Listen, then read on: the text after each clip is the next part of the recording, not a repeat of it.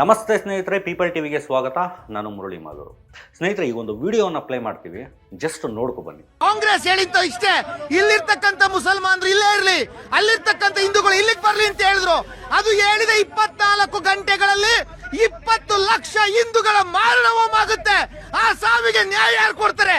ಅದಕ್ಕೆ ಕಾಂಗ್ರೆಸ್ ಕಾರಣ ಸರ್.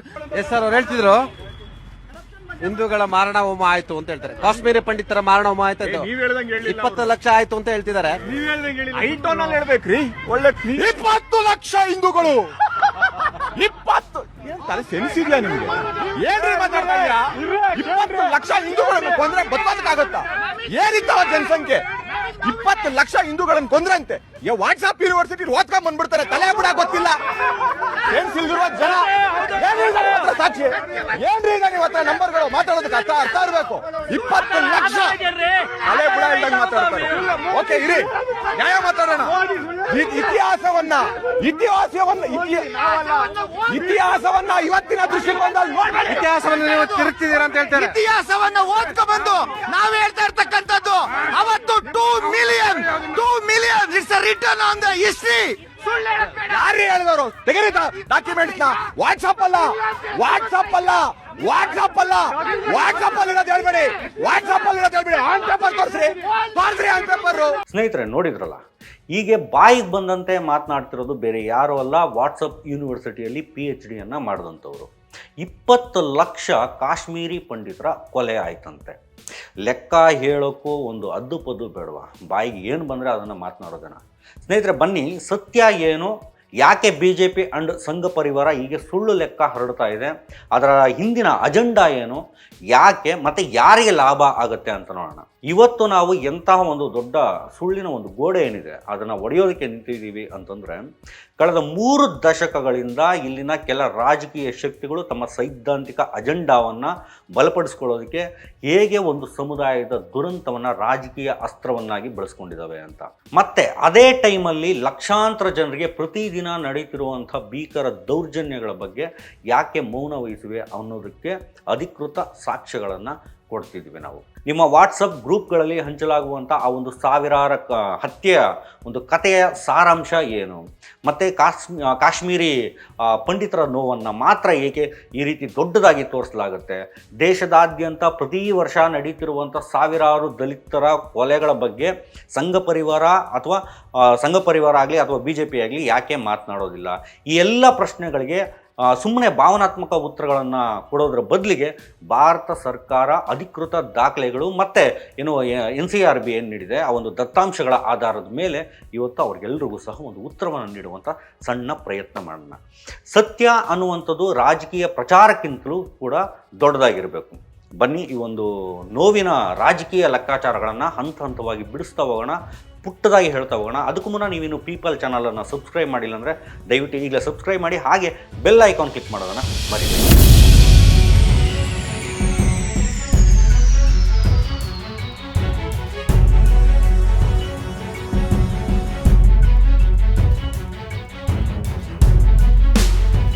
ಸ್ನೇಹಿತರೆ, ಕಾಶ್ಮೀರಿ ಪಂಡಿತರ ವಲಸೆ ಒಂದು ರೀತಿ ದುರಂತ ಅಂತ ಹೇಳ್ಬೋದು. 1990ರ ದಶಕದಲ್ಲಿ ಆರಂಭವಾದ ಸುಮಾರು 90,000ದಿಂದ 1 ಲಕ್ಷ ಪಂಡಿತರು ಒಂದು ಕಣಿವೆಯ ಮೂಲಕ ಅದರಿಂದ ಹೊರಗಡೆ ಬರುವಂತಾಯಿತು. ಬಟ್ ಈ ನೋವನ್ನು ರಾಜಕೀಯಕ್ಕೆ ಬಳಸುವವರು ಹೇಳುವಂಥ ಒಂದು ಅಂಕಿಅಂಶ ಕೂಡ ಇದೆ.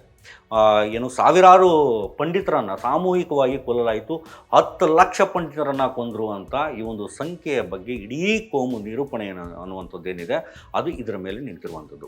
ಸತ್ಯಾಂಶ ಏನು? ವಾಟ್ಸಪ್ ಯೂನಿವರ್ಸಿಟಿ ಹೇಳುವಂತಹ ಸಾವಿರಾರು ಲಕ್ಷಾಂತರ ಸಂಖ್ಯೆಗಳಿಗೆ ಯಾವುದೇ ರೀತಿಯ ಅಧಿಕೃತವಾದಂಥ ದಾಖಲೆಗಳೇ ಇಲ್ಲ, ಸಾಕ್ಷಿಗಳು ಕೂಡ ಇಲ್ಲ. ಭಾರತ ಸರ್ಕಾರದ ಏನು ಗೃಹ ಸಚಿವಾಲಯ MHA ಅಂತ ನಾವೇನು ಕರಿತೀವಿ, ಮತ್ತು ಜಮ್ಮು ಮತ್ತು ಕಾಶ್ಮೀರದ ಸರ್ಕಾರ ಅಧಿಕೃತ ದಾಖಲೆಗಳು ಏನನ್ನೆಲ್ಲ ಹೇಳ್ತವೆ ಅನ್ನೋದು ನಿಮ್ಗೇನಾದರೂ ಐಡಿಯಾ ಇದೆಯಾ?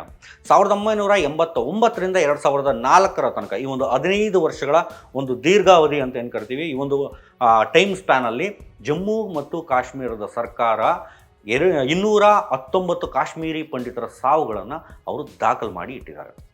1988ರಿಂದ 1991ರ ಏನು 4 ವರ್ಷಗಳ ಒಂದು ಅವಧಿಯಲ್ಲಿ ಗೃಹ ಸಚಿವಾಲಯ ಏನು ಮಾಡುತ್ತೆ, 217 ಹಿಂದೂ ನಾಗರಿಕರ ಸಾವುಗಳನ್ನು ದಾಖಲು ಮಾಡಿ ಇಟ್ಟಿದೆ. 1989 ಮತ್ತು 90ರ ಒಂದು ಅವಧಿಯ ಒಳಗಡೆ 700 ಪಂಡಿತರ ಹತ್ಯೆಗಳಿಗೆ ಸಂಬಂಧಿಸಿದಂತಹ 215 ಪ್ರಕರಣಗಳನ್ನ ಮರುತನಿಖೆಗೆ ಒಳಪಡಿಸೋದಕ್ಕೆ ಮನವಿಯನ್ನು ಸಲ್ಲಿಸಲಾಗಿತ್ತು. ಬಟ್ ಸುಪ್ರೀಂ ಕೋರ್ಟ್ ಇದನ್ನು ತಿರಸ್ಕಾರ ಮಾಡುತ್ತೆ. 31 ವರ್ಷಗಳ ಲೆಕ್ಕಾಚಾರ ನೋಡೋದಾದರೆ 1990ರಿಂದ 2001ರ ನಡುವಿನ ಒಂದು 31 ವರ್ಷಗಳ ಅವಧಿಯಲ್ಲಿ ಜಮ್ಮು ಮತ್ತು ಕಾಶ್ಮೀರದಲ್ಲಿ ಉಗ್ರರ ಒಂದು ಚಟುವಟಿಕೆಗಳಿಂದ ಒಟ್ಟು 1724 ನಾಗರಿಕರ ಹತ್ಯೆಗಳು ಅಲ್ಲಿ ನಡೆದಿರುವಂಥದ್ದು. ಇದರಲ್ಲಿ ಕೇವಲ 89 ಜನ ಮಾತ್ರ ಕಾಶ್ಮೀರಿ ಪಂಡಿತರು. ಇದರಿಂದ ನಮಗೆ ಗೊತ್ತಾಗುವಂಥ ವಿಚಾರ ಏನಪ್ಪ ಅಂದರೆ, ಇಲ್ಲಿಯವರೆಗೂ 219 ಕಾಶ್ಮೀರಿ ಪಂಡಿತರ ಒಂದು ಹತ್ಯೆಗಳು ಅಲ್ಲಿ ನಡೆದಿದೆ. ಒಂದು ಸಾವಾದರೂ ಕೂಡ ಅದು ಸಾವೇನೆ. ಬಟ್ ರಾಜಕೀಯ ಪ್ರಚಾರದಲ್ಲಿ ಈ ಒಂದು ಸಂಖ್ಯೆಯನ್ನು ಉದ್ದೇಶಪೂರ್ವಕವಾಗಿ ಸಾವಿರಾರು ಜನ ಅಂತ ಹೇಳಿ ಉತ್ಪ್ರೇಕ್ಷೆ ಮಾಡಲಾಗುತ್ತೆ. ಏಕೆ? ಕೇವಲ ರಾಜಕೀಯ ಧ್ರುವೀಕರಣಕ್ಕಾಗಿ ಅನ್ನುವಂಥ ಸತ್ಯವನ್ನು ನಾವಿಲ್ಲಿ ಅರ್ಥ ಮಾಡ್ಕೋಬೇಕು. ಸತ್ಯ ಅನ್ನುವಂಥದ್ದು ಅವರಿಗೆ ಮುಖ್ಯ ಅಲ್ಲ. ಕೇವಲ ಕೋಮು ದ್ವೇಷದ ಒಂದು ಜ್ವಾಲೆ ಏನಿದೆ, ಅದನ್ನು ಹಚ್ಚುವಂಥ ಒಂದು ಉಮೇದೇನಿದೆ, ಅದು ಮಾತ್ರ ಅವರಿಗೆ ಮುಖ್ಯ. ಈ ಒಂದು ಹತ್ಯೆಯ ಟೈಮಲ್ಲಿ ಅಧಿಕಾರದಲ್ಲಿ ಇದ್ದಂಥ ಜನ ಯಾರು, ಯಾವ ಪಾರ್ಟಿ ಇತ್ತು ಅನ್ನುವಂಥದ್ದನ್ನು ನಾವು ನೋಡಬೇಕಾಗುತ್ತೆ. ಇದು ಈಗ ವೆರಿ ತುಂಬ ಇಂಪಾರ್ಟೆಂಟ್ ವಿಚಾರ ಅಂತ ಹೇಳಬೇಕು. ಯಾಕೆ ಅಂತಂದರೆ, ಕಾಶ್ಮೀರಿ ಪಂಡಿತರ ವಲಸೆ ಆರಂಭವಾದಾಗ 1990ರ ಒಂದು ಜನವರಿಯಲ್ಲಿ ಕೇಂದ್ರದಲ್ಲಿ ಮತ್ತು ರಾಜ್ಯದಲ್ಲಿ ರಾಜ್ಯ ಅಂತಂದರೆ ಅಲ್ಲಿನ ಜಮ್ಮು ಮತ್ತು ಕಾಶ್ಮೀರದಲ್ಲಿ ಅಲ್ಲಿ ಅಧಿಕಾರದಲ್ಲಿ ಇದ್ದವರು ಯಾರು ಅನ್ನುವಂಥ ಒಂದು ಪ್ರಶ್ನೆಯನ್ನು ನಾವು ಎತ್ಕೊಳ್ಳೋದಾದರೆ, ಈ ಒಂದು ಪ್ರಶ್ನೆಯನ್ನು ನೀವು ಎತ್ತಿದ ತಕ್ಷಣ, ಈ ಒಂದು ಪ್ರಶ್ನೆ ಹುಟ್ಟಿದ ತಕ್ಷಣ ವಾಟ್ಸಪ್ ಯೂನಿವರ್ಸಿಟಿಯ ಡಿಗ್ರಿ ಹೋಲ್ಡರ್ಸ್ ಏನಿದ್ದಾರೆ ತಕ್ಷಣವೇ ಕಾಂಗ್ರೆಸ್ ಕಡೆ ಬೊಟ್ಟು ಮಾಡಿ ತೋರಿಸ್ತಾರೆ. ಬಟ್ ಇತಿಹಾಸದ ಸತ್ಯ ಏನಪ್ಪ ಅಂತಂದರೆ, ಅದು ಅವರಿಗೆ ಅರ್ಥವೇ ಆಗಿಲ್ಲ, ಅವರಿಗೆ ಗೊತ್ತೂ ಇಲ್ಲ. ಕೇಂದ್ರದಲ್ಲಿ ಆಗೇನು VP ಸಿಂಗ್ ನೇತೃತ್ವದ ಒಂದು ಜನತಾದಳ ಸರ್ಕಾರ ಅಧಿಕಾರದಲ್ಲಿ ಇತ್ತು. ಆದರೆ ಆ ಒಂದು ಸರ್ಕಾರಕ್ಕೆ ಆಧಾರ ಸ್ತಂಭವಾಗಿ ನಿರ್ಣಾಯಕವಾಗಿ ಹೊರಗಿಂದ ಒಂದು ಬೆಂಬಲವನ್ನು ನೀಡಿದ್ದು ಇದೇ ಭಾರತೀಯ ಜನತಾ ಪಾರ್ಟಿ, BJP. ಅಂದರೆ ಆ ಒಂದು ಟೈಮಲ್ಲಿ ಕಾಶ್ಮೀರದ ಆಡಳಿತದ ಮೇಲೆ ಸಂಘ ಪರಿವಾರದ ಒಂದು ಪ್ರಭಾವ ಏನಿತ್ತು ಅದು ಬಹಳನೇ ಹೆಚ್ಚಿತ್ತು ಅಂತಲೇ ಹೇಳ್ಬೋದು. ಇನ್ನು ರಾಜ್ಯದಲ್ಲಿ ಅಂತ ಲೆಕ್ಕ ಹಾಕೋದಾದರೆ, ಜಮ್ಮು ಕಾಶ್ಮೀರದ ಒಂದು ರಾಜ್ಯದಲ್ಲಿ ಲೆಕ್ಕ ಹಾಕೋದಾದರೆ ಚುನಾಯಿತ ಸರ್ಕಾರವನ್ನು ವಜಾ ಮಾಡಲಾಗಿತ್ತು. ಆಗ ಅಲ್ಲಿ ರಾಷ್ಟ್ರಪತಿ ಆಡಳಿತ ಅನ್ನುವಂಥದ್ದಿತ್ತು. ಮತ್ತು ಜನವರಿ 19, 1990ರಂದು ಜಗಮೋಹನ್ ಮಲ್ಹೋತ್ರಾ ಅನ್ನುವಂಥವರನ್ನು ಅವರು ಪುನಃ ಅಲ್ಲಿನ ರಾಜ್ಯಪಾಲರನ್ನಾಗಿ ನೇಮಕ ಮಾಡ್ತಾರೆ. ಈ ಜಗಮೋಹನ್ ಯಾರು? ಇವರನ್ನು ಸಂಘ ಪರಿವಾರದ ಸ್ವಯಂ ಸೇವಕ ಅಂತಲೇ ಗುರುತಿಸಲಾಗುವಂಥದ್ದು. ಕಾಶ್ಮೀರಿ ಪಂಡಿತರು ವಲಸೆ ಹೋಗ್ತಿದ್ದಂಥ ಅತ್ಯಂತ ನಿರ್ಣಾಯಕವಾದಂಥ ಒಂದು ಟೈಮಲ್ಲಿ ಜಮ್ಮು ಮತ್ತು ಕಾಶ್ಮೀರದ ರಾಜ್ಯದ ಆಡಳಿತ BJP ಬೆಂಬಲಿತಂಥ ಒಂದು ಕೇಂದ್ರ ಸರ್ಕಾರದ ಹಿಡಿತದಲ್ಲಿ ಇತ್ತು. ಸಂಘ ಪರಿವಾರದ ಜಗಮೋಹನ್ ಅವರ 2ನೇ ಅವಧಿ ಅಂತೂ ಸಿಕ್ಕಾಪಟ್ಟೆ ಭಯಾನಕವಾಗಿತ್ತು ಅಂತಲೇ ಹೇಳ್ಬೋದು. ಅವರು ಹಿಂದೂ ಮುಸ್ಲಿಮರ ನಡುವೆ ಒಂದು ದೊಡ್ಡ ಮಟ್ಟದ ಕಂದಕವನ್ನು ಸೃಷ್ಟಿ ಮಾಡೋದಕ್ಕೆ ವ್ಯವಸ್ಥಿತವಾಗಿ ಅವರು ಆ ಒಂದು ಜಾಗದಲ್ಲಿ ಕೆಲಸವನ್ನು ಮಾಡ್ತಾಯಿದ್ರು. ಜಮ್ಮು ಕಾಶ್ಮೀರದ ಮುಖ್ಯ ಕಾರ್ಯದರ್ಶಿಯಾಗಿದ್ದಂತಹ ಅಶೋಕ್ ಜೇಟ್ಲಿ ಅವರು ಜಗಮೋಹನ್ 5 ತಿಂಗಳಲ್ಲಿ ಭಯೋತ್ಪಾದಕರು 5 ವರ್ಷಗಳಲ್ಲಿ ಮಾಡಲಾಗದಷ್ಟು ಕೆಡುಕನ್ನು ಒಂದು ರಾಜ್ಯಕ್ಕೆ ಮಾಡಿದ್ದಾರೆ ಅಂತ ಹೇಳಿರುವಂಥದ್ದು ಈಗ ದಾಖಲಾಗಿ ಇತಿಹಾಸದಲ್ಲಿ ಉಳ್ಕೊಂಡಿದೆ. ನ್ಯಾಯಮೂರ್ತಿ ತಾರ್ಕೊಂಡೆ ಮತ್ತು ಸಚ್ಚಾರ್ ಅವರನ್ನು ಒಳಗೊಂಡಂಥ ಒಂದು ತಜ್ಞರ ಸಮಿತಿ 1990ರಲ್ಲಿಯೇ ಜಗಮೋಹನ್ ಅವರ ಒಂದು ದಮನಕಾರಿಯಾದಂಥ ಮತ್ತು ಭಯ ಸೃಷ್ಟಿಸುವಂಥ ಒಂದು ಕಾರ್ಯವೈಖರಿ ನಾಗರಿಕರನ್ನು ಮಾನಸಿಕವಾಗಿ ಭಾರತದಿಂದ ದೂರ ಸರಿಸಿದೆ ಅನ್ನುವಂಥ ಮಾತನ್ನು ಹೇಳ್ತಾರೆ, ಅನ್ನುವಂಥ ವರದಿಯನ್ನು ಬಿಡುಗಡೆ ಮಾಡ್ತಾರೆ. ಸೊ ಇದರಿಂದ ಅರ್ಥ ಆಗೋದು ಏನಪ್ಪ ಅಂತಂದರೆ, ಇವನು ಕಾಶ್ಮೀರಿ ಪಂಡಿತರೇನಿದ್ರು ಅವರು ಕಣಿವೆಯಿಂದ ಹೊರಗಡೆ ಹೋಗುವಂಥ ಟೈಮಲ್ಲಿ ಅಧಿಕಾರದಲ್ಲಿದ್ದಂತಹ ಶಕ್ತಿಗಳು ಬಿಕ್ಕಟ್ಟನ್ನು ಪರಿಹಾರ ಮಾಡೋದಕ್ಕೆ ಬದಲಾಗಿ ಕೋಮು ಧ್ರುವೀಕರಣಕ್ಕೆ ಆದ್ಯತೆಯನ್ನು ನೀಡಿದವು ಅನ್ನುವಂಥದ್ದು ಐತಿಹಾಸಿಕ ಸತ್ಯವಾಗಿ ನಮ್ಮ ಕಣ್ಣು ಮುಂದೆ ನಿಲ್ಲುತ್ತೆ. ಇನ್ನು ಮತ್ತೊಂದು ವಿಚಾರ ನಾವು ಆಗಲೇ ಮಾತಾಡಿದ್ವಿ, ದಲಿತರ ವ್ಯವಸ್ಥಿತವಾದ ಹತ್ಯೆಗಳು ಮತ್ತು NCRB ಹೇಳುವಂಥ ಸತ್ಯ. ಈ ಒಂದು ವಿಚಾರದ ಬಗ್ಗೆ ಹೇಳೋದಾದರೆ, ಕಾಶ್ಮೀರದಲ್ಲಿ 15 ವರ್ಷಗಳಲ್ಲಿ 219 ಹತ್ಯೆಗಳ ಬಗ್ಗೆ ಕಥೆ ಕಟ್ಟುವಂಥವ್ರಿಗೆ ಅದರ ಮೇಲೆ ಪೈಲ್ಸ್ ಅನ್ನುವಂಥ ಚಿತ್ರವನ್ನು ಮಾಡಿ ಜನಕ್ಕೆ ತೋರಿಸಿ ಜನರ ಮಾನಸಿಕ ನೆಮ್ಮದಿಯನ್ನು ಹಾಳು ಮಾಡಿದವರು, ಮತ್ತು ಇಂಡಿಯಾದುದ್ದಕ್ಕೂ ಇಡೀ ದಲಿತ ಸಮುದಾಯದ ಮೇಲೆ ನಡೀತಿರುವಂಥ ವ್ಯವಸ್ಥಿತವಾದ ದೈನಂದಿನ ನರಕ ಮತ್ತು ಅವರ ಮೇಲೆ ದೌರ್ಜನ್ಯದ ಬಗ್ಗೆ ಯಾಕೆ ಮಾತನಾಡೋದಿಲ್ಲ ಅನ್ನುವಂಥದ್ದು. ಇಲ್ಲಿ ನಾವು ಕೇಂದ್ರ ಸರ್ಕಾರವೇ ಪ್ರಕಟಣೆ ಮಾಡಿರುವಂಥ NCRB ವರದಿಗಳನ್ನು ಮತ್ತು ಅವು ನಿಖರವಾದ ಅಂಕಿಅಂಶಗಳನ್ನು ನೋಡೋದಾದರೆ, ಪ್ರತಿ ವರ್ಷ ದಲಿತರ ಮೇಲೆ ದೌರ್ಜನ್ಯಗಳ ಪ್ರಮಾಣ ಏನಿದೆ ಅದು 2022ರ ಒಂದು NCRB ವರದಿಯ ಪ್ರಕಾರ ನೋಡೋದಾದರೆ, ಪರಿಶಿಷ್ಟ ಜಾತಿಯ ವಿರುದ್ಧ ದೇಶದಾದ್ಯಂತ ದಾಖಲಾದಂತಹ ಒಟ್ಟು ದೌರ್ಜನ್ಯ ಪ್ರಕರಣಗಳು, ಕೊಲೆ ಆಗಿರ್ಬೋದು, ಅತ್ಯಾಚಾರ ಆಗಿರ್ಬೋದು, ದೌರ್ಜನ್ಯ ಆಗಿರ್ಬೋದು, ಈ ರೀತಿ ಕಾಯ್ದೆಗಳ ಪ್ರಕಾರ ಪ್ರಕರಣಗಳನ್ನು ಸೇರಿಸ್ಕೊಂಡಂತೆ ನೋಡೋದಾದರೆ 57,582 ಪ್ರಕರಣಗಳು. ಸ್ನೇಹಿತರೆ, 57,582 ಪ್ರಕರಣಗಳು ಈ ಒಂದು ದಲಿತ ದೌರ್ಜನ್ಯ ಪ್ರಕರಣಗಳು ದಾಖಲಾಗಿರುವಂಥದ್ದು. ಪರಿಶಿಷ್ಟ ಪಂಗಡಗಳು ಅಂದರೆ ST ವಿರುದ್ಧ ದಾಖಲಾದಂಥ ಒಟ್ಟು ಪ್ರಕರಣಗಳು ಎಷ್ಟಪ್ಪ ಅಂದರೆ ಬರೋಬ್ಬರಿ 10,064 ಪ್ರಕರಣಗಳು.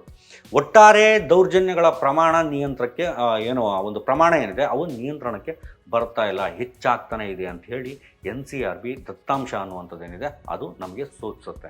ಇದೆಲ್ಲವೂ ಸಹ ರಿಜಿಸ್ಟರ್ಡ್ ಆಗಿರುವಂತಹ ಪ್ರಕರಣಗಳು. ಅನ್ರಿಜಿಸ್ಟರ್ಡ್ ಕಥೆಗಳು ಇನ್ನೂ ಸಹ ತುಂಬಾ ಇದ್ದಾವೆ. ಅವುಗಳನ್ನು ಡಿಗ್ ಮಾಡ್ತಾ ಹೋದರೆ ಬಹುಶಃ ಲಕ್ಷ ದಾಟುತ್ತೇನೋ ಗೊತ್ತಿಲ್ಲ. ಈ ಒಂದು ಆಧಾರದ ಮೇಲೆ ನೋಡಿದಾಗ ಕಾಶ್ಮೀರಿ ಪಂಡಿತರ ನೋವು 15 ವರ್ಷಗಳಲ್ಲಿ 219 ಸಾವುಗಳು, ಸರಾಸರಿ ಒಂದು 15 ಅಂತ ಇಟ್ಕೋಬೋದು. ದಲಿತರ ನೋವು ಅನ್ನುವಂಥದ್ದು ಪ್ರತಿ ವರ್ಷಕ್ಕೆ 57,582 ದೌರ್ಜನ್ಯ ಪ್ರಕರಣಗಳು. ಇದು ವ್ಯವಸ್ಥಿತವಾದಂಥ ಒಂದು ಹಿಂಸೆ ಅಂತಲೇ ಹೇಳಬೇಕು. ಇದು ಒಂದು ಕಡೆ 219 ಆ ಒಂದು ಸಂಖ್ಯೆಯನ್ನು ಸಾವಿರಾರು ಜನ ಅಂತ ಹೇಳಿ ಉತ್ಪ್ರೇಕ್ಷೆ ಮಾಡಿ ರಾಷ್ಟ್ರೀಯ ಮಟ್ಟದಲ್ಲಿ ಬಿಂಬಿಸಲಾಗ್ತಾ ಹೋಗುತ್ತೆ. ಮತ್ತೊಂದು ಕಡೆ ವರ್ಷಕ್ಕೆ 57,000ಕ್ಕೂ ಹೆಚ್ಚು, 57,500ಕ್ಕೂ ಹೆಚ್ಚು ಅಧಿಕ ಪ್ರಕರಣಗಳನ್ನು ಈ ಒಂದು ಭೀಕರ ದೌರ್ಜನ್ಯದ ಬಗ್ಗೆ ದಲಿತರ ಮೇಲೆ ಆದಂತಹ ದೌರ್ಜನ್ಯದ ಬಗ್ಗೆ ಆಡಳಿತಾರೂಢ ಸರ್ಕಾರ ಅಥವಾ ಸಂಘ ಪರಿವಾರ ಮೌನವಾಗಿ ಪ್ರತಿಕ್ರಿಯೆಯನ್ನೇ ನೀಡದೆ ಸೈಲೆಂಟಾಗಿ ಇದೆ. ಇನ್ನು ಈ ಒಂದು ಶಿಕ್ಷೆ ಆಗಿರುವಂಥ ಪರ್ಸೆಂಟೇಜನ್ನು ನೋಡೋದಾದರೆ ಕೇವಲ 1.36 ಪ್ರಮಾಣ ಮಾತ್ರನೇ ಈ ಒಂದು ಎಲ್ಲ ಪ್ರಕರಣಗಳಲ್ಲಿ ಶಿಕ್ಷೆ ಆಗಿರುವಂಥದ್ದು. ಈ ಒಂದು ದೌರ್ಜನ್ಯ ಪ್ರಕರಣಗಳಲ್ಲಿ ನ್ಯಾಯಾಲಯದಲ್ಲಿ ಶಿಕ್ಷೆ ಆಗುವಂಥ ಪ್ರಮಾಣ ಇನ್ನೂ ಸಿಕ್ಕಾಪಟ್ಟೆ ಆಘಾತಕಾರಿ. ಯಾಕಂತಂದರೆ ನಾನು ಈಗಾಗಲೇ ಹಿಂದೆ ಹೇಳಿದೆ 1.36 ಅನ್ನುವಂಥದ್ದು. 2021ರಲ್ಲಿ ನ್ಯಾಯಾಲಯದ ಎದುರು ಇದ್ದಂತಹ ಪ್ರಕರಣಗಳಿಗೆ ಹೋಲಿಸಿದ್ರೆ ಶಿಕ್ಷೆ ಆದಂತಹ ಪ್ರಕರಣಗಳ ಪ್ರಮಾಣ ಕೇವಲ 1.36ರಷ್ಟು ಮಾತ್ರ. ಪೊಲೀಸ್ ಪಕ್ಷಪಾತವಿಲ್ಲದೆ ಏನಾದರೂ ವರ್ತಿಸಿದ್ರೆ ಜಾತಿ ಹಿಂಸಾಚಾರ ಅನ್ನುವಂಥದ್ದು ಯಾವತ್ತಿಗೂ ಸಹ ಈ ದೇಶದಲ್ಲಿ ನಡೆಯೋದಿಲ್ಲ ಅನ್ನುವಂಥ ವಿಚಾರವನ್ನು ಸಾಮಾಜಿಕ ವಿಶ್ಲೇಷಕರು ವಾದ ಮಾಡ್ತಾ ಬರ್ತಾರೆ. ಅದು ಸತ್ಯವೂ ಕೂಡ ಹೌದು. ಇದು ಕಾನೂನು ಜಾರಿ ವ್ಯವಸ್ಥೆಯ ಸಂಸ್ಥಾಗತ ವೈಫಲ್ಯವನ್ನು ಇಲ್ಲಿ ಸೂಚಿಸುತ್ತೆ. ಅಂತಂದರೆ ಈ ಒಂದು ರೀತಿ ಇನ್ಸ್ಟಿಟ್ಯೂಷನಲ್ ಫೇಲ್ಯೂರ್ ಅಂತಲೇ ಅರ್ಥ. ಮತ್ತು ಇನ್ನೊಂದು ಪಾಯಿಂಟನ್ನು ಹೇಳೋದಾದ್ರೆ ಮುಸ್ಲಿಮರ ಹತ್ಯೆಗಳನ್ನು ನೋಡೋದಾದರೆ ಮೌನದ ಗೋಡೆ ಮತ್ತು ದತ್ತಾಂಶಗಳ ಒಂದು ರೀತಿ ತಡೆ ಅಂತ ಹೇಳ್ಬೋದು. ಈ ಒಂದು ಪಾಯಿಂಟನ್ನು ಇಟ್ಕೊಂಡು ಮಾತಾಡೋದಾದರೆ ದಲಿತರ ಮೇಲಿನ ದೌರ್ಜನ್ಯ ಒಂದು ಕಡೆ ಆಗ್ತಿದ್ರೆ ಮುಸ್ಲಿಮರ ಮೇಲಿನ ದೌರ್ಜನ್ಯಗಳ ಕತೆ ಮತ್ತು ಅದರ ಪರಿಸ್ಥಿತಿ ಏನಿದೆ ಅದು ಇನ್ನೂ ಸಹ ಗಂಭೀರವಾಗಿದೆ. ದಲಿತರ ದೌರ್ಜನ್ಯಗಳನ್ನು ಲೆಕ್ಕ ಹಾಕೋದಕ್ಕೆ NCRB ಅನ್ನೋ ಒಂದು ಸಂಸ್ಥೆ ಏನಿದೆ ಅದು ಒಂದು ವಿಭಾಗವನ್ನಾದರೂ ಇಟ್ಟಿದೆ. ಬಟ್ ಮುಸ್ಲಿಮರ ಅಂತಹ ಒಂದು ನಿರ್ದಿಷ್ಟ ಧಾರ್ಮಿಕ ಸಮುದಾಯಗಳ ವಿರುದ್ಧ ಆಗ್ತಿರುವಂತಹ ಅಪರಾಧಗಳಾಗಿರ್ಬೋದು, ದೌರ್ಜನ್ಯಗಳಾಗಿರ್ಬೋದು, ಅವುಗಳ ಕುರಿತು NCRB ಅನ್ನುವಂಥದ್ದು ಕೇಂದ್ರೀಯವಾಗಿ ಯಾವುದೇ ರೀತಿಯ ದತ್ತಾಂಶವನ್ನು ನಿರ್ವಹಣೆ ಮಾಡೋದಿಲ್ಲ, ಯಾವುದನ್ನು ಅವರು ಇಟ್ಕೊಳ್ಳೋದಿಲ್ಲ. ಇದರ ಅರ್ಥ ಏನಪ್ಪ ಅಂತಂದರೆ ಕೇಂದ್ರ ಸರ್ಕಾರ ಕೋಮುಗಲಭೆಗಳಿಗೆ ಗಲಭೆಗಳೇನಿವೆ ಅವುಗಳಿಗೆ ಸಂಬಂಧಿಸಿದಂತೆ ಸಾವು ಮತ್ತು ಗಾಯಗಳ ಅಂಕಿಅಂಶಗಳನ್ನು ಪ್ರಕಟಿಸುವುದನ್ನು ಇವರು ಕಂಪ್ಲೀಟಾಗಿ ನಿಲ್ಲೆ ಮಾಡಿದ್ದಾರೆ ಅಂತ ಅರ್ಥ. ದತ್ತಾಂಶದ ಈ ಒಂದು ಅಪಾರದರ್ಶಕತೆ ಅಂತ ಏನು ಕಟ್ತೀವಿ, ಒಂದು ಗೊತ್ತಿಲ್ಲದೆ ಇಟ್ಕೊಂಡಿರ್ತಕ್ಕಂಥದ್ದು ಕೋಮು ಹಿಂಸಾಚಾರಗಳಿಗೆ ಕೇಂದ್ರ ಮತ್ತು ರಾಜ್ಯ ಸರ್ಕಾರಗಳ ಜವಾಬ್ದಾರಿಯನ್ನು ತಪ್ಪಿಸ್ಕೊಳ್ಳೋದಕ್ಕೆ ಅನುವು ಮಾಡಿಕೊಡುತ್ತೆ ಅನ್ನುವಂಥ ಸತ್ಯ ಇವತ್ತು ಜನಕ್ಕೆ ಅರ್ಥ ಆಗಬೇಕಾಗಿದೆ. ಆದರೂ ಇವರ ಮಾಹಿತಿ ಪ್ರಕಾರ 2020ರ ಒಂದು ನವದೆಹಲಿಯಲ್ಲಿ ಘರ್ಷಣೆಗಳಾಯ್ತಲ್ಲ, ಆಗ ಒಂದು ಘರ್ಷಣೆಗಳಲ್ಲಿ ಮೃತಪಟ್ಟವರ ಒಂದು ಸುಮಾರು 50 ಜನರಲ್ಲಿ 38 ಜನ ಮುಸ್ಲಿಮರಾಗಿದ್ದರು. 2024ರ ಒಂದು ಹಲ್ದ್ವಾನಿ ಒಂದು ಹಿಂಸಾಚಾರ ಏನು ನಡೀತು ಅದರಲ್ಲಿ ಮೃತರಾದವರು 6 ಜನ ಆದರೆ ಆ ಒಂದು 6 ಜನರಲ್ಲಿ 5 ಜನ ಮುಸ್ಲಿಮರಾಗಿದ್ದರು. ಇನ್ನು 1990ರ ದಶಕದಲ್ಲಿ ಕಾಶ್ಮೀರದಲ್ಲಿ ಕಾಶ್ಮೀರಿ ಪಂಡಿತರ ದುರಂತಕ್ಕಿಂತಲೂ ಸಹ ಬೃಹತ್ ಪ್ರಮಾಣದಲ್ಲಿ 16,000 ಕಾಶ್ಮೀರಿ ಮುಸ್ಲಿಮರನ್ನು ಭಾರತೀಯ ಸಶಸ್ತ್ರ ಪಡೆಗಳಂತ ನಾವೇನು ಕರಿತೀವಿ ಅವರುಗಳಿಂದ ಹತ್ಯೆಯಾಗಿದ್ದಾರೆ ಅಥವಾ ನಾಪತ್ತೆಯಾಗಿದ್ದಾರೆ ಅಂತಲೇ ಹೇಳ್ಬೋದು. ಈ ಒಂದು ಸಾಮೂಹಿಕ ಹತ್ಯೆಗಳನ್ನು ರಾಜಕೀಯ ನಿರೂಪಣೆಯಲ್ಲಿ ಸಂಪೂರ್ಣವಾಗಿ ಇವನ್ನೆಲ್ಲವನ್ನೂ ಸಹ ಬಿಟ್ಟು ಉಳಿದಿದ್ದ ಕಥೆಗಳನ್ನೇ ಇವರು ಮಾತನಾಡ್ತಾ ಹೋಗ್ತಾರೆ. ಒಂದು ಕಡೆ ನಿರ್ಲಕ್ಷ್ಯ ಮಾಡ್ತಾರೆ ಅಂತಲೇ ಹೇಳ್ಬೋದು. ಒಂದು ನೋವನ್ನು ರಾಜಕೀಯ ಒಂದು ಸಶಸ್ತ್ರವನ್ನಾಗಿ ಬಳಸಲಾಗುತ್ತೆ, ಮತ್ತೊಂದು ನೋವನ್ನು ಉದ್ದೇಶಪೂರ್ವಕವಾಗಿ ಸಾರ್ವಜನಿಕ ವಲಯದಿಂದಲೇ ಅಳಿಸಿ ಹಾಕಲಾಗುತ್ತೆ. ಇದು ಸಂಘ ಪರಿವಾರದ ಒಂದು ರೀತಿ ಕುತಂತ್ರ ಅಂತಲೇ ಹೇಳ್ಬೋದು ಸ್ನೇಹಿತರೆ. ಇನ್ನು ಸಂಘ ಪರಿವಾರದ ಕುತಂತ್ರದ ಬಗ್ಗೆನೇ ಮಾತನಾಡೋದಾದರೆ BJP ಮತ್ತು ಸಂಘ ಪರಿವಾರವು ಕಾಶ್ಮೀರಿ ಪಂಡಿತರ ನೋವನ್ನು ಮಾತ್ರ ಏಕೆ ದೊಡ್ಡದಾಗಿ ತೋರಿಸುತ್ತೆ ಮತ್ತು ದಲಿತರ ಒಂದು ವ್ಯವಸ್ಥಿತವಾದ ಹಿಂಸಾಚಾರದ ಬಗ್ಗೆ ಯಾಕೆ ಮೌನ ವಹಿಸುತ್ತೆ? ಇದು ಕೇವಲ ರಾಜಕೀಯವಲ್ಲ, ಇದೊಂದು ರೀತಿಯ ಕೆಟ್ಟ ಸೈದ್ಧಾಂತಿಕ ಇವರ ಒಂದು ನಿರ್ಧಾರ ಅಂತ ಹೇಳ್ಬೋದು. ಹಿಂದೂಗಳೆಲ್ಲರೂ ಸಹ ಅಪಾಯದಲ್ಲಿದ್ದಾರೆ ಅನ್ನುವಂಥ ಸಾಮೂಹಿಕ ಬಲಿಪಶುತ್ವದ ಭಾವನೆಯನ್ನು ದೇಶದ ಪೂರ್ತಿಯಾಗಿ ನಿರ್ಮಾಣ ಮಾಡೋದ್ರಿಂದ ಹಿಂದೂಗಳನ್ನು ಕೋಮು ಆಧಾರದ ಮೇಲೆ ಒಗ್ಗೂಡಿಸೋದಕ್ಕೆ ಇವರಿಗೆ ಸುಲಭ ಆಗುತ್ತೆ ಅನ್ನುವಂಥದ್ದು. ಅದರಿಂದ ಮುಸ್ಲಿಮರ ಮೇಲಿನ ದೌರ್ಜನ್ಯಗಳನ್ನು ಇನ್ನಷ್ಟು ಹೆಚ್ಚಾಗಿ ಮಾಡ್ಬೋದು. ಇದರಿಂದ BJP ಅಥವಾ ಸಂಘ ಪರಿವಾರಕ್ಕೆ ಹಿಂದೂಗಳ ವಿಮೋಚಕ ಅನ್ನುವಂಥ ಒಂದು ಟ್ಯಾಗ್ ಲೈನ್, ಒಂದು ಹಣೆಪಟ್ಟಿ ಅನ್ನುವಂಥದ್ದು ಇವರಿಗೆ ಸಿಗುತ್ತೆ, ಒಂದು ಪಟ್ಟ ಅನ್ನೋದು ಇವರಿಗೆ ಸಿಗುತ್ತೆ. ಆದ್ದರಿಂದ ಸಂಘ ಪರಿವಾರದ ಕಾಶ್ಮೀರಿ ಪಂಡಿತರ ಸಾವುಗಳನ್ನು ರಾಷ್ಟ್ರೀಯ ವಿಪತ್ತು ಅನ್ನುವಂತೆ ಬಿಂಬಿಸುತ್ತೆ. ಅದೇ ಟೈಮಲ್ಲಿ ದಲಿತರ ಸಾವುಗಳನ್ನು ಆಂತರಿಕ ಸಮಸ್ಯೆ, ಇದನ್ನು ಪರಿಹಾರ ಮಾಡ್ಕೋಬೋದು ಅನ್ನುವಂಥ ಮಾತುಗಳನ್ನು ಮಾತಾಡ್ತಾ ಕಾಶ್ಮೀರಿ ತುಪ್ಪವನ್ನು ಇಲ್ಲಿನ ಕೆಳಜಾತಿಗಳ ಮೂತಿಗೆ ಒರೆಸಿ ಬಿಡ್ತಾರೆ. ಮತ್ತು ಇನ್ನೊಂದು ಪಾಯಿಂಟ್ ಮಾತಾಡೋದಾದರೆ ಪ್ರಚಾರ ವರ್ಸಸ್ ವಾಸ್ತವಿಕ ಆಡಳಿತದ ವಿಫಲತೆ ಅನ್ನುವಂಥದ್ದು. ಕಾಶ್ಮೀರಿ ಪಂಡಿತರ ನೋವನ್ನು ರಾಜಕೀಯ ಲಾಭಕ್ಕೆ ಬಳಸ್ಕೊಂಡ್ರೂ ಕೂಡ ಅವರಿಗೆ ಭದ್ರತೆ ಒದಗಿಸುವಂಥ ಟೈಮಲ್ಲಿ ಯಶಸ್ವಿಯಾಗಿದ್ದಾರಾ ಈ ಒಂದು BJP ಮತ್ತು ಸಂಘ ಪರಿವಾರ ಅನ್ನೋದನ್ನು ನೋಡೋದಾದರೆ ಖಂಡಿತವಾಗಿಯೂ ಇಲ್ಲ. ವಾಸ್ತವವಾಗಿ ಆರ್ಟಿಕಲ್ 370 ಬ್ಯಾನ್ ಮಾಡಿದ ಮೇಲೂ ಕೂಡ, ಅಂದರೆ ಆಗಸ್ಟ್ 2019ರಿಂದ ಕೇಂದ್ರ ಸರ್ಕಾರ ಕಾಶ್ಮೀರದಲ್ಲಿ ಭದ್ರತೆಯನ್ನು ಸುಧಾರಿಸಿದೆ ಅಂತ ಹೇಳಿತ್ತು. ಬಟ್ ಆಗಸ್ಟ್ 2019ರಿಂದ ಜುಲೈ 2022 ನಡುವೆ ಉಗ್ರಗಾಮಿಗಳಿಂದ ಒಟ್ಟು 118 ನಾಗರಿಕರ ಹತ್ಯೆಗಳಾಗಿದ್ದಾವೆ. ಅದರಲ್ಲಿ 21 ಜನ ಏನಿದ್ದಾರೆ ಅವರು ಕಾಶ್ಮೀರಿ ಪಂಡಿತರು, ಹಿಂದೂಗಳು ಮತ್ತು ಸಿಖ್ ಸಮುದಾಯಕ್ಕೆ ಸೇರಿದಂಥವರು. 2023ರಲ್ಲಿ ಸಂಜಯ್ ಶರ್ಮಾ ಅವರಂಥ ಕಾಶ್ಮೀರಿ ಪಂಡಿತರ ಹತ್ಯೆಗಳು ಮುಂದುವರಿಯುತ್ತೆ. ವಿಶೇಷ ಪ್ಯಾಕೇಜ್ ಅಡಿಯಲ್ಲಿ ಉದ್ಯೋಗ ಪಡೆದಂತಹ ಪಂಡಿತರು ಇವತ್ತು ಅಭದ್ರತೆಯಿಂದ ಆ ಒಂದು ಏರಿಯಾದಲ್ಲಿ ಕೂತಿದ್ದಾರೆ. ಒಬ್ಬೊಬ್ಬರಾಗಿ ಕೊಲ್ಲಲ್ಪಡ್ತೇವೆ ಅನ್ನುವಂಥ ಭಯದಲ್ಲಿ ಸಾಮೂಹಿಕವಾಗಿ ಪ್ರತಿಭಟನೆಯನ್ನು ಮಾಡ್ತಿದ್ದಾರೆ. ಒಟ್ಟಿನಲ್ಲಿ ಈ ಒಂದು ಆಡಳಿತಾರೂಢ ಸಂಘ ಪರಿವಾರದ BJPಗೆ ಒಂದು ಸಮುದಾಯದ ದುರಂತವನ್ನು ಪ್ರಚಾರಕ್ಕಾಗಿ ಬಳಸ್ಕೊಳ್ಳುವಂಥದ್ದು ಮುಖ್ಯನೇ ಹೊರತು ಆ ಒಂದು ಸಮುದಾಯಕ್ಕೆ ಶಾಶ್ವತವಾಗಿ ಭದ್ರತೆ ಒದಗಿಸುವಂಥದ್ದು ಇವರಿಗೆ ಮುಖ್ಯ ಅಲ್ಲವೇ ಅಲ್ಲ. ಅದನ್ನು ಇಟ್ಕೊಂಡು ಇವರು ಇನ್ನೂ ರಾಜಕೀಯನ ಮಾಡ್ತಾನೆ ಬರ್ತಾರೆ. ಸ್ನೇಹಿತರೆ, ನಾವು ಈಗ ಮಾಡಿರುವಂಥ ಒಂದು ಪುಟ್ಟ ವಿಡಿಯೋ ಏನಿದೆ, ನೋವುಗಳು, ಸಾವಿನ ಅಂಕಿಅಂಶಗಳು ಮತ್ತು ವ್ಯವಸ್ಥಿತವಾಗಿ ನಿರ್ಲಕ್ಷ್ಯ ಮಾಡಿದಂಥ ಒಂದು ಸಮುದಾಯಗಳ ನಡುವೆ ಇರುವಂಥ ರಾಜಕೀಯ ಗೋಡೆಯನ್ನು ಬಯಲು ಮಾಡಿದೆ ಅಂತ ನಾವು ಭಾವಿಸ್ತೀವಿ. ರಾಷ್ಟ್ರೀಯ ದುರಂತ ಅಂತಂದರೆ 15 ವರ್ಷಗಳಲ್ಲಿ 219 ಸಾವುಗಳ ಉತ್ಪ್ರೇಕ್ಷೆಯ ಕಥೆಯಲ್ಲ. ರಾಷ್ಟ್ರೀಯ ದುರಂತ ಅಂತಂದರೆ ಪ್ರತಿ ವರ್ಷ 57,000ಕ್ಕೂ ಹೆಚ್ಚು ಜನ ಅವರ ಜನರ ಮೇಲೆ ನಡೀತಿರುವಂಥ ವ್ಯವಸ್ಥಿತವಾಗಿ ನಡೆಯುವಂಥ ಜಾತಿ ದೌರ್ಜನ್ಯಗಳ ಬಗ್ಗೆ ಮೌನ ಯಾಕೆ ಅನ್ನುವುದಕ್ಕೆ ಕಾರಣವನ್ನು ಸಹ ನಾವಿಲ್ಲಿ ಕೊಟ್ಟಿದ್ದೇವೆ. ಇದಕ್ಕಿಂತ ಅಸಹ್ಯವಾದ ರಾಜಕಾರಣ ಬಹುಶಃ ಹಿಟ್ಲರ್ ಕೂಡ ಮಾಡಿರಲಿಕ್ಕೆ ಸಾಧ್ಯನೇ ಇಲ್ಲ ಅಂತ ಏನಾದರೂ ಹೇಳಿದ್ರೆ ಬಹುಶಃ ಅಹಿಂಸಾ ಖ್ಯಾತಿಯ ನಟ ಚೇತನ್ ಬ್ರೋಗೆ ಬೇಜಾರಾಗ್ಬೋದು. ಸೊ ಯಾವುದನ್ನು ನಂಬಬೇಕು, ಯಾವುದನ್ನು ನಂಬಬಾರ್ದು ಅನ್ನೋದಂತೂ ಈಗ ಗೊತ್ತಾಗಿರಬೇಕು ನಿಮಗೆಲ್ರಿಗೂ ಅಂತ ಭಾವಿಸ್ತೀವಿ. ಥ್ಯಾಂಕ್ಸ್ ಫಾರ್ ವಾಚಿಂಗ್ ವಿಡಿಯೋ ಇಷ್ಟ ಆಗಿದ್ರೆ ಲೈಕ್ ಮಾಡಿ, ಶೇರ್ ಮಾಡಿ, ಹಾಗೆ ನಮ್ಮ ಚಾನಲನ್ನು ಸಬ್ಸ್ಕ್ರೈಬ್ ಮಾಡೋದು ಮರಿಬೇಡಿ.